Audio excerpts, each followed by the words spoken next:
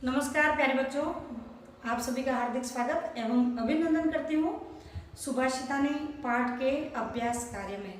प्यारे बच्चों, हमने पूर्व में श्लोकों को पढ़ा। मुझे उम्मीद है आपने उन श्लोकों को, उनके हिंदी अनुवाद को अच्छे से याद कर लिया है और श्लोकों को भी गा गा करके याद किया है। प्यारे बच्चों, प्रथम पाठ के अंतिम पड़ाव अभ्यास कार्य में आइए करते हैं प्रश्नोत्तरों को। प्यारे बच्चों, आपको पाठ्य पुस्तक के जो अभ्यास कार्य हैं उनको करना है। प्रश्न जो दिए गए हैं उनको, पहला प्रश्न है पद्यों का वाचन करना है।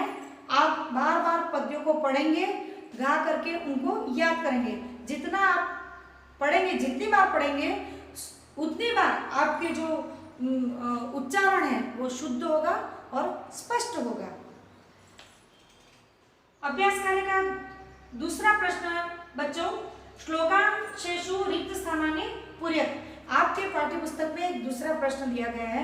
मैं सभी पूरे प्रश्नों को यहाँ पर बोर्ड पे उतार नहीं सकती हूँ, आप भी समझते हो इस बात को, पर आपको मैं मोटे तौर पे बता देती हूँ कि किस तरीके से आपको कॉपी में प्रश्नों के उत्तरों को करना है और प्रश्नों को करना है।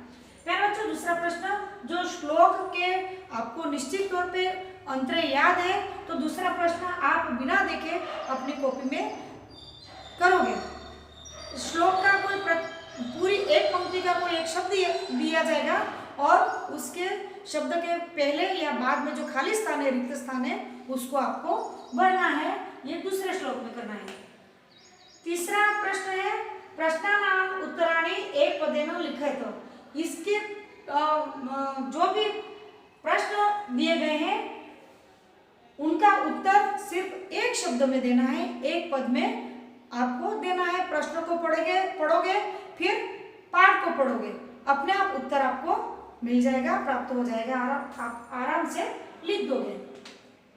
चौथा प्रश्न है प्यारे बच्चों, तद्भव शब्द लिखत, यानी जो शुद्ध रूप विकृत रूप है शब्दों का वो लिखा हुआ है, उसको शुद्ध रूप में आपको लिखना है ना। जैसे कि कंजूस लिखा है, उसका आपको लिखना है कंजूस का कृपण, इसका तद्भव शब्द है। कड़वा का कटुकम। इस प्रकार से इस प्रश्न को आपको भी करना है पूरा। कर्तृपदम लिखत, यानी जो वाक्य दिया गया है उसके अंतर्गत आपको जो पूछा गया है कर्ता और क्रिया, वाक्य दिया गया है, वाक्य को पढ़कर आपको ये जानना है कि इस वाक्य में कर्ता कौन है और कर्ता के द्वारा कौन से कार्य को किया गया है। उदाहरण के तौर पर प्यारे बच्चों, संतः मधुर सुक्त रसम सृजन्ति। अब वाक्य दिया गया है, उस वाक्य में अपन को ढूंढना है कर्ता। कर्ता कौन है? करने वाला कोई व्यक्ति होगा, तो व्यक्ति कौन, कहाँ कौन है इसमें व्यक्ति? संतः, यानी सज्जन एक व्यक्ति है, तो वो क्या करता है? मधुर सुक्त रसम, कर्ता संत है और क्रिया का क्या है उसका? सृजन्ति। संतों का काम क्या होता है? सृजन करना, निर्माण करना, न कि विध्वंस करना, रचनात्मक कार्य करते हैं, है ना। तो व्यक्ति करता है यानी संत, क्रिया यानी सृजन्ति, काम करना उनका क्या है? निर्माण का काम करना।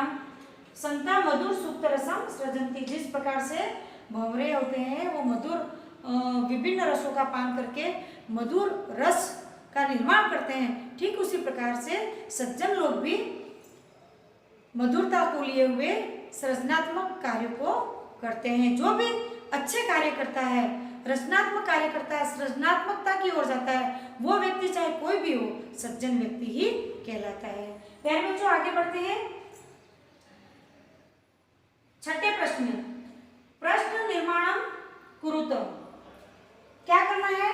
उत्तर दिया गया है, उसमें से आपको उस उत्तर का प्रश्न बनाना है। उदाहरण के तौर पर, गुणाः गुणकेषु भवन्ति, ये उत्तर दिया गया है। अब उसको प्रश्न बनाना है, उसका प्रश्नों में निर्माण करना है। तो गुणाः यानी गुणकेषु भवन्ति, किन लोगों में गुण भरे हुए रहते हैं? तो गुणा, है ना। तो प्रश्न क्या बनेगा?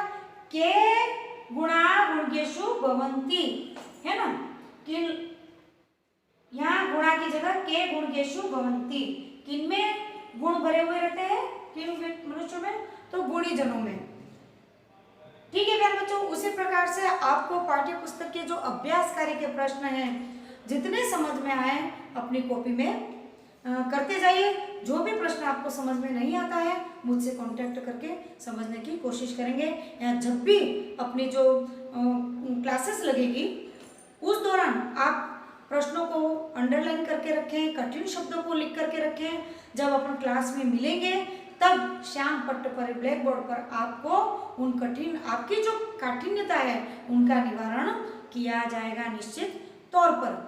और जो भी प्रश्न नहीं आते, वो पाठ के अंत में आपको लिख देना है कि हमको ये समझ में नहीं आ रहा है, प्रथम पाठ में, द्वितीय पाठ में, जो भी पढ़ेंगे ऑनलाइन कक्षाओं में। प्यारे बच्चों, आप अच्छे से इन प्रश्नों को अपनी कॉपी में करें, और इन्हीं में से आपको जब भी अपने टेस्ट होंगे, सामयिक जांच होगी, प्रश्नोत्तर आपको दिए जाएंगे।